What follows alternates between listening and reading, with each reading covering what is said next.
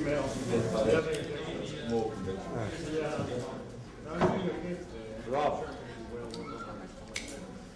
Are we going to wait, Fatih? Yes, but we'll let For a minute. Rob, could you please take it we're beginning with the panel? Sorry. So the next panel is the panel which is to be chaired by Alexander Fatic, but he came to a small misunderstanding. We thought it was half an hour later, but he will arrive in a few minutes. He's almost here. But I propose that we start with the first presentation without him. I would also like to thank all people who helped this conference logistically, and there were quite a lot of them. So first of all, Milan Todorovic, who is my advisor for organizational matters, who was very important in the organization of this entire event. Then Daniela Jovic, who who coordinated the realization of this event in those 3 days, and in sending out the invitations. Srđan Prodanovic, who played a very, very important role in communicating with the international guests, asking them for abstracts, giving instructions where to come, instructions concerning the hotel, and all kinds of essential logistical and more than logistical support. So thank you, Srđan. He is the only one who is present at this stage, but the others will hear it because this will be recorded. Then I would also like to thank Andriana and Miliana for some work they have done, and a number of, I would say 10 students, some of them high school students, who were coordinated by Daniela and who helped this whole process going smoothly. Now, I talked for 2 minutes, which should have been the time for Alexander Fatic to arrive. That did not happen. So I will temporarily take the role of Alexander Fatic, in line with the integrative bioethics principle, that I can integrate my biology and psychology in the person of Alexander Fatic for a few moments, and then when he comes, I will leave the floor and let him continue with the panel. So, panel number 8, new between brackets, perspectives on moral enhancement. The 2011 conference we had, and which was the immediate cause for the foundation of the Center for the Study of Bioethics, was called New between brackets Perspectives on Bioethics. So this is kind of continuation in terms of title, and this kind of remembrance, memory of that event, this first conference. We had with the Center for the Study of Bioethics, and we have the following papers. The first one is from Maartje Schermer. The second, instead of Veselin Mitrovic, who switched his position yesterday with Jovan Babic. The second will be Jovan Babic with the title, I have a look now, the title Enhancement in Freedom. And third, Hannah Maslen, Oxford University, Narrow Interventions, Altruism and Enhancing Morality. So we have 1.5 hours. That means we can, every presentation will last 20 minutes, and then after that, 10 minutes discussion. So please stick with the time. I will let you know when it is time, when the time is approaching to end, the 1 minute and 3 minutes sign you get, and After the bell rings, it's finished, and we'll keep the time very strictly, very obsessively. So please help me in that. So Maartje's statement, moral enhancement do means matter morally. Please, Maartje. Okay. Thank you very much. Thank you, Volume, for inviting us to this really interesting conference. Sorry, I will introduce my colleague, who's also on the list.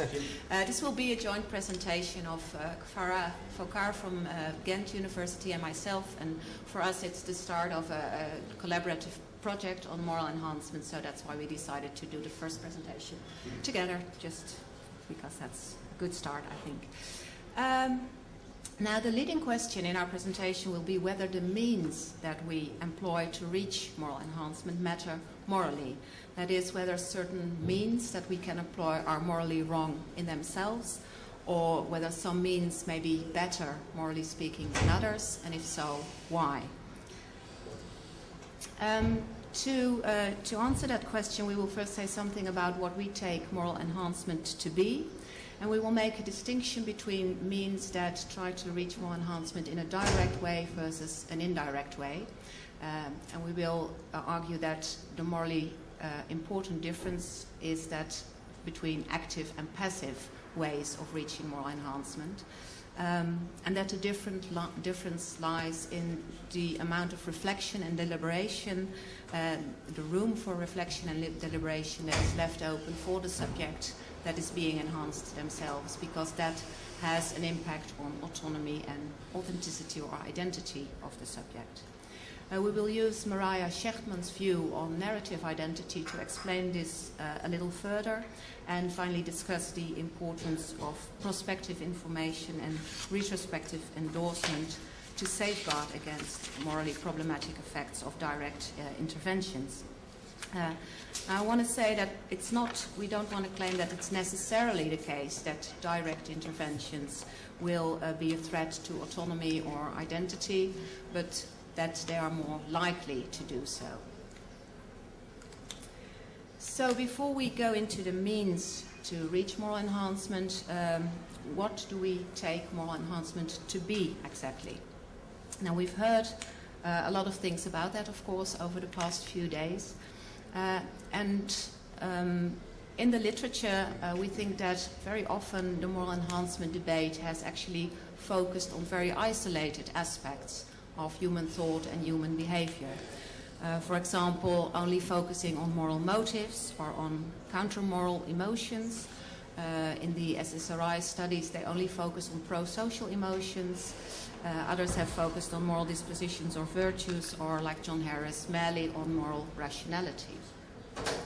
However, we think, and that is also shown, I think, in neuroscientific research as well as in moral behavioral psychology, that the human mind isn't made up of just, maybe somebody could close the door in the back.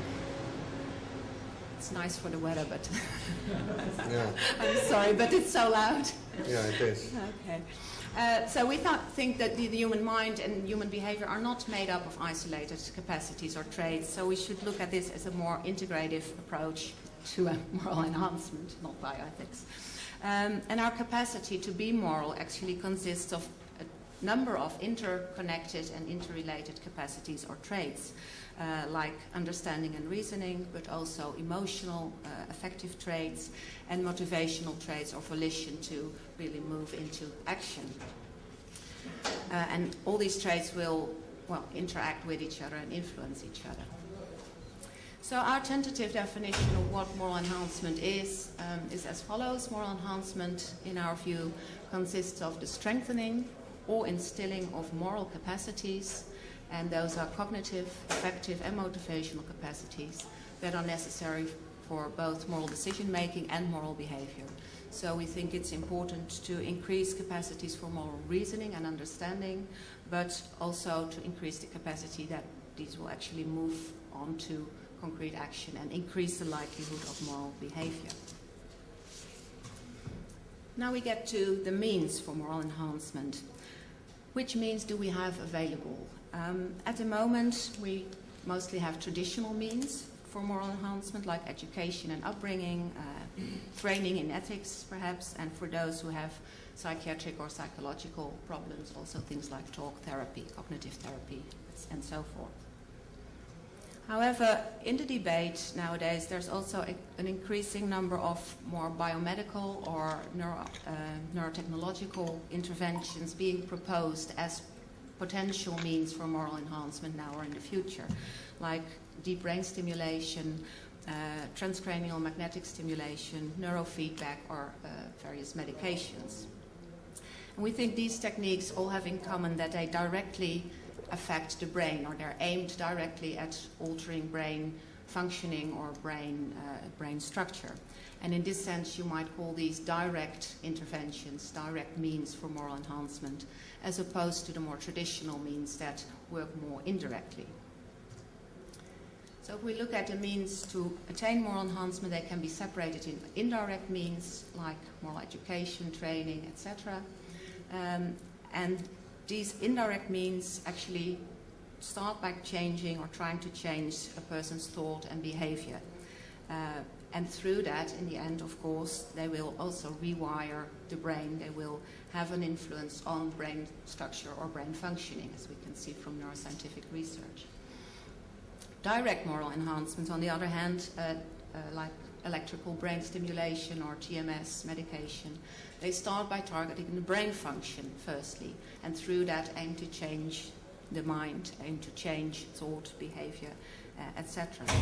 So in the end, you could say that they arrive at the same kind of results. They both changed both brain and mind, because you cannot really change one without the other. So you might ask, if they in the end arrive at kind of the same situation, what does it matter which means we use? First of all, I think it does matter with regard to things like side effects and risks. Probably direct means for intervention will have more side effects and risks, but that is not what we are going to focus on in this presentation. We think there are also other morally relevant differences between these two modes of moral enhancement. And we think that the actual morally relevant difference tracks back to this distinction between active and passive interventions. What we mean by that is active interventions are interventions that actually require active mental involvement of the subject that's being changed. So, for instance, moral education requires active involvement, active participation of the subject, otherwise it simply won't work. And on the other hand, a direct intervention, such as deep brain stimulation, can change a person, can make the person like a passive recipient of these changes. It can change the person without him really being mentally involved in any significant way. And we could say that neurofeedback is somewhere in between, because it involves using your mind, reiterating certain mental states, but with the intention to directly change brain structure. Now, if you can say that there's a kind of a continuum from more active to more passive kind of interventions. We think that if you move along this spectrum, you have less and less room for reflection and deliberation of the person himself, for active mental input, so to speak, for making an effort, for control. And in the end, this has, we think, consequences for both autonomy and authenticity and identity. And this is where I'm going to hand over to Farah for her.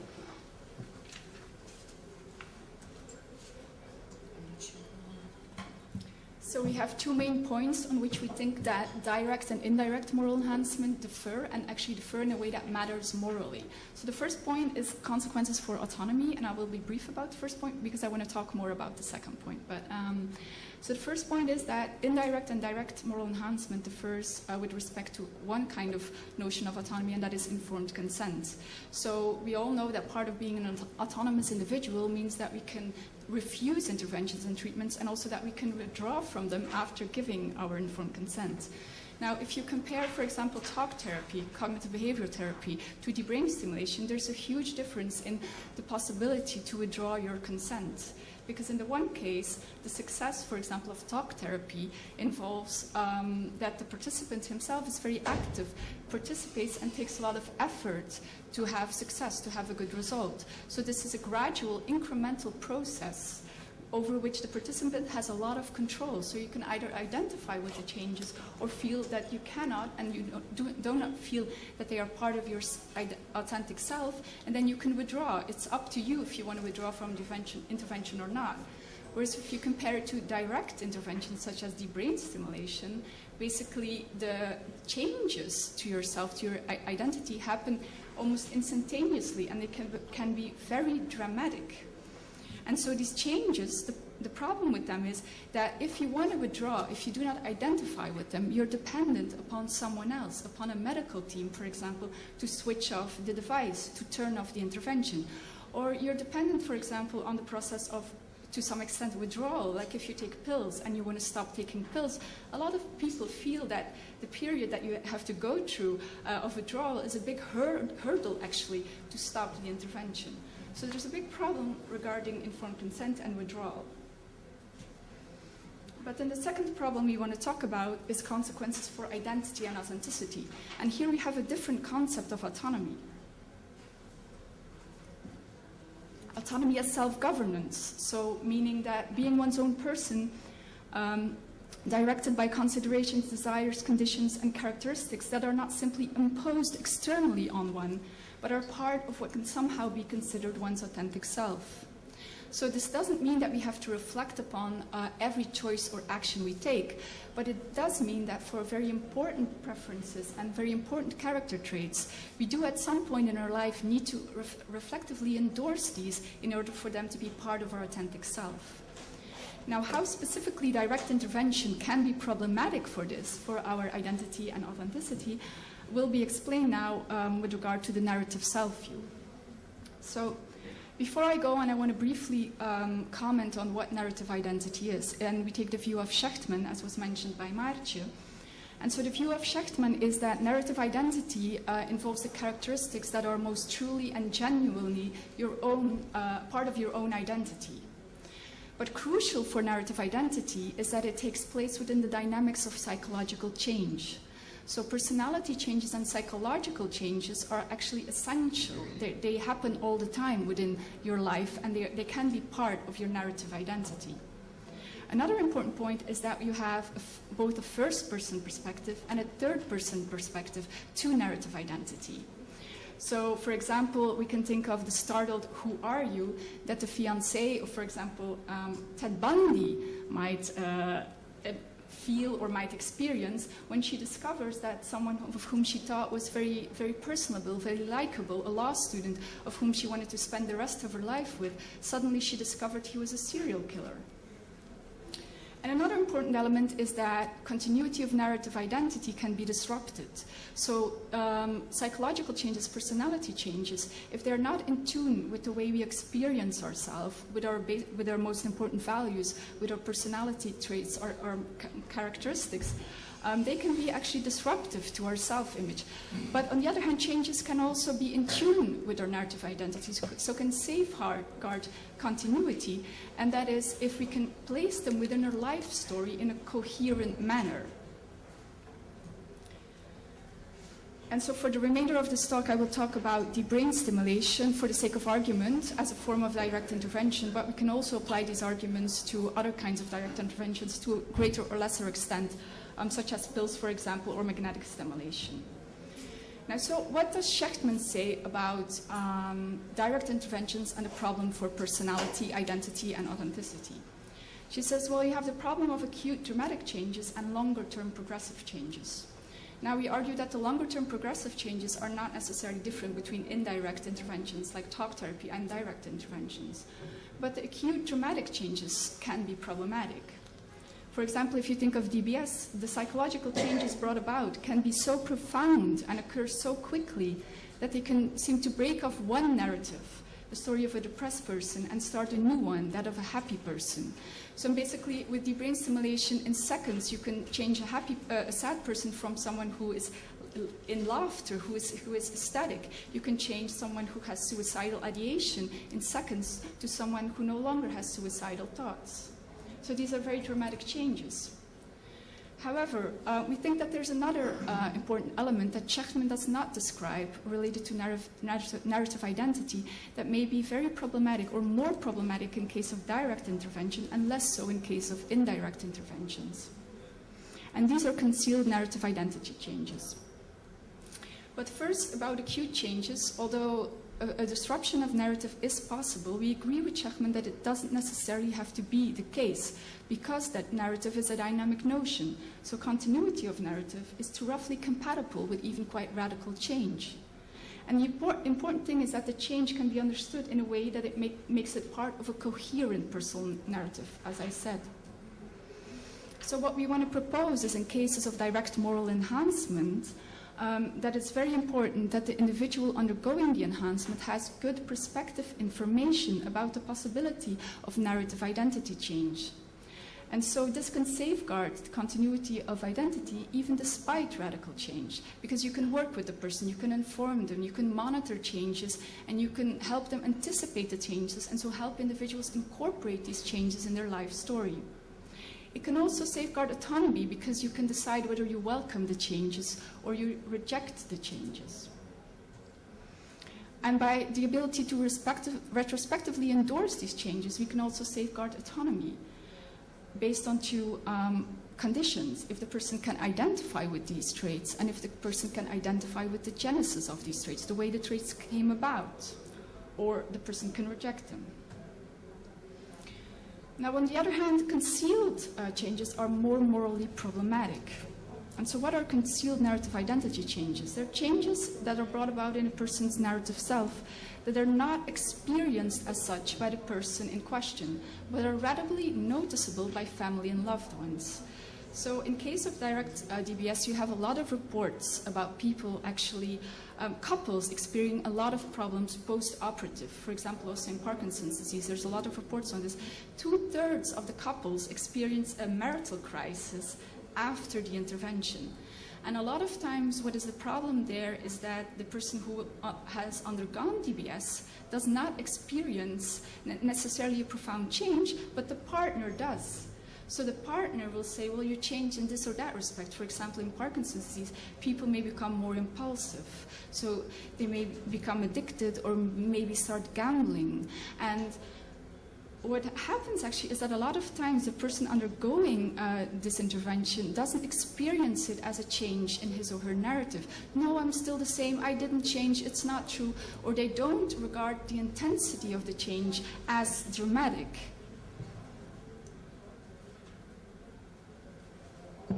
And of course, if you're not aware of the nature of your change or the intensity of the change, this basically removes, or at the very least compromises, the option of rationally deliberating on these changes, deliberating on these changes, and of effectively endorsing or resisting these narrative identity changes. So basically, these form a threat to your authentic self because you're not even aware of the fact that you may have dramatically changed. And so to conclude, we think that this difference between concealed and narrative, between concealed and aware changes is mainly problematic if we think of forced direct moral enhancement. So if we're going to force people to take pills, for example, or we're going to force people to undergo chemical castration, or we're going to force people to undergo maybe even deep brain stimulation. For example, you could use deep brain stimulation in psychopaths to increase fear, and that might result in a morally enhanced individual in some cases. You might use it to decrease impulsivity and increase inhibition. But the problem is that DBS will often result in other changes to one's personality. And if this is forced, then how can a person authentically endorse these if they're not aware of the changes? So forced direct moral enhancement is problematic in terms of dramatic narrative identity changes, because they disrupt one's narrative, but also in terms of concealed narrative identity changes, because they compromise retrospective endorsement and authenticity. And those are the two main reasons we think are different between indirect and direct, and why it is hugely problematic that we would force a direct intervention onto someone. Thank you very much for your attention. Thank you very much, Farah. I hope you were within time. Yes, you were quite okay. We have some 10 minutes for discussion, so Tom, I think, was the first. Okay, thanks. So I said a couple of small points about the first part of the talk and the way you set up the problem. So one was about the suggestion that existing accounts of moral enhancement look quite narrow and focus on isolated traits. So you mentioned that some existing ways of understanding moral enhancement focus on moral motivation or moral virtue, and those seem to me to be not narrow traits, but most people would understand moral virtue to include both kind of emotional dispositions and certain kind of cognitive habits or cognitive dispositions. So it wasn't clear to me that that was necessarily any narrower than the idea of moral capacity, which you guys held in your definition. And the second point was just about the distinctions between direct and indirect and active and passive. So I just wanted to give you a couple of cases and ask you how you would classify these, because I wasn't completely clear. So one would be interventions that work kind of via our perceptual apparatus, but that don't, but that somehow at a subconscious level. So suppose the government or someone had some kind of subliminal imagery campaign where they flashed images of like starving African children on TV, but you couldn't actually consciously detect them, but somehow that had some effect on your brain. That would be a direct or indirect, active or passive.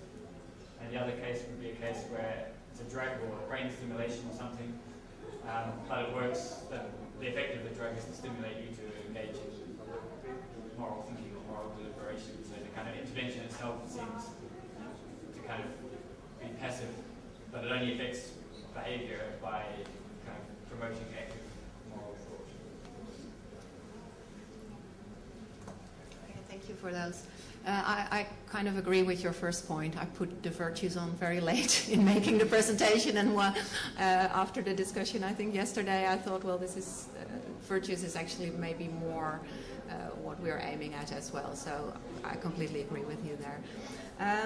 With regard to the cases, I would say that a drug that stimulates you to think would, in a sense, would be a direct intervention in the sense that it starts working on the brain, but it would be a rather active, actually, because if the real change is coming about because you're doing something, you're training, or you're going to think more and more. So in that sense, I wasn't saying that direct, indirect maps directly onto active, passive, but most of the time it will. But I think the thing that really matters is whether it's more or less active or passive. Same goes with unconscious interventions or subliminal suggestion, for example. I would say that makes you a passive recipient of changes being brought about without you being aware of them, although they can be brought to a more conscious level if you're told that these kind of tricks are being played on you. I mean, that opens it up to more active dealing with those. Thank you, Ron, please. So I would to offer a really sympathetic remark, which is and maybe you've already dealt with this elsewhere in your work, but the distinction that Habermas draws between communicative rationality and technical rationality might be a useful way of getting to this idea that if you're going straight to the brain, you're treating someone as an object to be manipulated, whereas some other sorts of interventions, the talking cures, even though they might achieve exactly the same effect, just with the same justification, involve the agency and structurally allow the possibility of a response in a way in which the person who you're deep brain stimulating doesn't have the option of stimulating your brain back, whereas in counselling there's the option of arguing. Now, it's important not to emphasise that this means one's less powerful or that the subject can't resist, because in both cases resistance might be possible. But the structure of those interactions is different in a way that seems quite close to the distinctions. Thank you. Yeah, if I can respond briefly, thanks for the suggestion. I know of one paper that's using Habermas in the context of enhancement, but I'm not sure if it's taking this exact point. I'll look that up. And there has been more discussion on looking at yourself as if you were a machine, whether that's a good or a bad thing, and is like instrumentalizing yourself in a certain way if you use it. Two questions connected on the use of modelistic fatigue stimulation in Parkinson, which is an excellent example because the side effects of ordinary therapy for Parkinson drugs, they are normalized the same. Patients suffer from disinhibition, sometimes sexual disinhibition that embarrasses them or society, and so forth. So would you say that the standards for deep stimulation, standards for ordinary drug therapy are the same? It doesn't matter philosophically if you apply different standards. And we take another group of known side effects in the times of now, like 15% of patients do undergo cognitive deterioration to a certain degree after being on heart-lung machine. Infertility treatments affect many women. Now things are how they feel. Not to mention ordinary pregnancy. And here again, now the intention is not to treat Parkinson's. First example, the intention is the same with Parkinson's. Here, the cognitive or psychological alterations are side effects or other interventions. Would you apply your model similarly, or do you think that the standards for moral enhancement this is, are different? How would you situate your model relative to other similar side effects in medical treatment? So for the last question, we definitely think that there's huge difference between treatment and enhancement in these cases, and especially when you're thinking about forced enhancement, particularly. Yes, so these problems occur in treatment, of course, but we think that we can safeguard autonomy to a sufficient extent if there's enough information, right, and an informed process. And also, even the fact that it might be a threat to authentic self, we think that in cases of treatment, it's not necessarily, it can be morally problematic, but it doesn't have to be. Now, would you, I personally here, would you think that the doctor should tell the patient there is a threat to your authentic self? Of course, of course, of course. Of course, it's not that simple. I mean, you will fight enough many people for taking... I don't think the doctor should say it's a threat to your authentic self, because you wouldn't know what a patient would take that to mean. But you would say that we know from previous patients that they have changes in how they feel and act and behave that for some patients have been disturbing, or that have been disturbing for their spouse and for their relationship. And you should tell them beforehand, and you should give them guidance after, help them with psychological or treatment or whatever afterwards to cope with these changes. Okay, yeah. We have time for just two more very brief. Yes. We didn't respond to the first question. So we see this as a continuum from indirect to direct. So pills are somewhere on the continuum, and I think that pills are not exactly the same as deep brain stimulation, but they go in that direction. So with pills, what you can get is that in a lot of people, it will be also a more gradual process. So you can keep track of the changes more easily, and you can decide whether you want to refrain or not. But it goes way more to the direct end of the scale. So pills are also very dramatic, and in case of forced intervention, I think the same arguments apply. Yeah. Thank you, Nick and Johan, and that's it. Sorry. Nick, please go. Hey, okay. I was sort of interested in what you would say. I mean, it's very interesting sort of narrative view, what its implications might be for a kind of a more conventional, less technological case of moral enhancement. So I'm thinking of, I'm just thinking this is a case that may raise some of the concerns that you raise about direct moral enhancement. So say I'm a member of a racist community, and I'm not a particularly reflective racist, but and it's important for me to be not doing what I think is morally wrong, and I enjoy it. I mean, I'm basically sort of flourishing in my community. You present me with an argument that shows that my racist views are profoundly mistaken and that my behaviour is immoral. Now, it seems to me that that's not a case in which I have any rational control. I mean, you just demonstrated that my views are, well, I had no choice about whether to sort of, well, once I've heard your argument, I can't then sort of say, well, I didn't really want to hear that. I've heard it. And it seems that it's the kind of thing that, I mean, I guess if you were to describe it in non-moral terms, I'm going to do something to you now that will cause you to basically profoundly alter your relationship with your community and to reject things that you think are valuable. And it'd be the kind of thing that I would be pretty cautious about. But it seems that it's nevertheless a case of moral enhancement that we should encourage, even if it has many of these dangers that you mentioned. I'm actually not sure if, I mean, are you saying that just by presenting your argument you will convince the racist and he will just be a different person afterwards? I mean, that seems to me a very optimistic idea of what reasoning would do. I'm a very stupid racist. So you show me that a belief that I hold dear is actually inconsistent. Okay, then the racist has the opportunity to, he will probably reflect a little bit before he finds out that you're actually right. So he does some reflection and he thinks, well, maybe you're right. Maybe I should change my thoughts. Maybe I should change my behavior. I mean, I don't see anything wrong with that. And I do think it's different because he has been thinking about your arguments, etc. That it's very different from implanting a chip in his brain, whereby tomorrow he just is a different person without ever having been thinking why. Well, I didn't have all that much choice, did I, once I heard the argument? You don't have the choice to listen to it or to hear it, but you have the choice of what will I do with his argument. Okay, and the last brief one, go on, please.